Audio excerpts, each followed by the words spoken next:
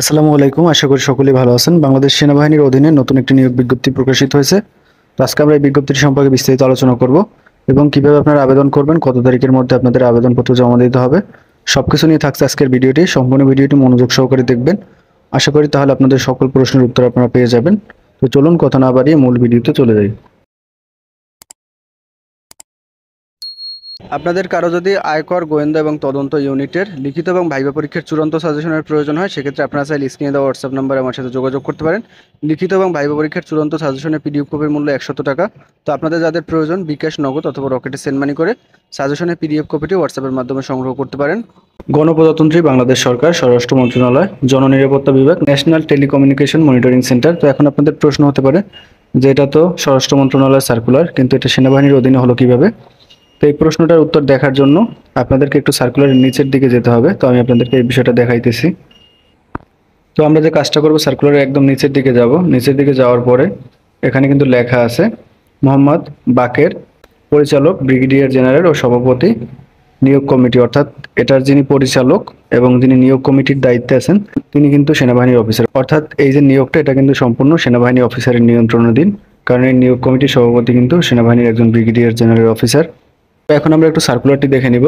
পদের নাম গাড়ি চালক, গ্রেড 16, অর্থাৎ 16তম গ্রেডে আপনাদেরকে বেতন দেওয়া হবে। পদ সংখ্যা একটি। শিক্ষাগত যোগ্যতা কোনো স্বীকৃত বোর্ড হতে জুনিয়র স্কুল সার্টিফিকেট বা সমমান পরীক্ষা উত্তীর্ণ এবং হালকা যানবাহন চালনার ড্রাইভিং লাইসেন্স সহ ন্যূনতম 2 বছরের বাস্তব অভিজ্ঞতা থাকতে হবে। গাড়ি চালানোর ব্যবহারিক পরীক্ষা উত্তীর্ণ হতে হবে। যে সকল জেলার প্রার্থীগণ আবেদন করতে পারবেন: কুমিল্লা, ফেনী, ব্রাহ্মণবাড়িয়া, রাঙামাটি, নোয়াখালী, চাঁদপুর, লক্ষ্মীপুর, চট্টগ্রাম, কক্সবাজার, খাগড়াছড়ি, বান্দরবান, সিরাজগঞ্জ, পাবনা, বগুড়া, রাজশাহী, নাটোর, জয়পুরহাট, চাঁপাইনবাবগঞ্জ, নওগাঁ, যশোর, সাতক্ষীরা, মেহেরপুর, নড়াইল, চুয়াডাঙ্গা, কুষ্টিয়া, মাগুরা, খুলনা, বাগেরহাট, ঝিনাইদহ, সিলেট, মৌলভীবাজার, হবিগঞ্জ, সুনামগঞ্জ, পঞ্চগড়, দিনাজপুর, লালমনিরহাট, নীলফামারী, গাইবান্ধা, ঠাকুরগাঁও, রংপুর, কুড়িগ্রাম। তবে এতিম ও শারীরিক প্রতিবন্ধী কোটার ক্ষেত্রে বাংলাদেশের সকল জেলার প্রার্থীরা আবেদন করতে পারবেন। অর্থাৎ আমি এখানে যে জেলাগুলোর নাম বললাম, শুধুমাত্র এই জেলার প্রার্থীরা কিন্তু আবেদন করতে পারবেন। এবার হলো প্রার্থীর বয়স। 1/5/2024 তারিখে প্রার্থীর বয়স হতে হবে 18 থেকে 30 বছর এবং শারীরিক প্রতিবন্ধী এবং মুক্তিযোদ্ধা কোটার প্রার্থীদের ক্ষেত্রে 18 থেকে 32 বছর, অর্থাৎ তাদের বয়স 2 বছর বেশি হলেও কিন্তু তারা আবেদন করতে পারবেন। এখানে অনেক তথ্য তারা দিয়েছে, আপনারা চাইলে এগুলো দেখে নিতে পারেন। এখন আমরা একটু আবেদন এবং পরীক্ষার ফি সংক্রান্ত তথ্য দেখে নেওয়ার চেষ্টা করব। আপনাদেরকে আবেদন করার জন্য entry.teletalk.com.bd ওয়েবসাইটের লিঙ্কটা ভালোভাবে একটু দেখে নেবেন। এই লিঙ্কে প্রবেশ করে মূলত আপনাদের আবেদন করতে হবে। আবেদনের লিঙ্কটি ভিডিওর ডিসক্রিপশন বক্সে দেওয়া থাকবে।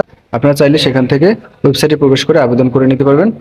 আপনাদের আবেদন শুরু হবে 29 মে 2024 সকাল 10টায় এবং আবেদন শেষ হবে 18 জুন 2024 বিকাল 5টায়।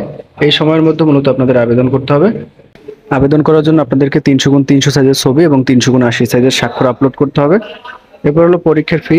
আপনাদেরকে পরীক্ষার ফি 200 টাকা এবং টেলিটক সার্ভিস চার্জ 23 টাকা, মোট 223 টাকা পরিশোধ করতে হবে।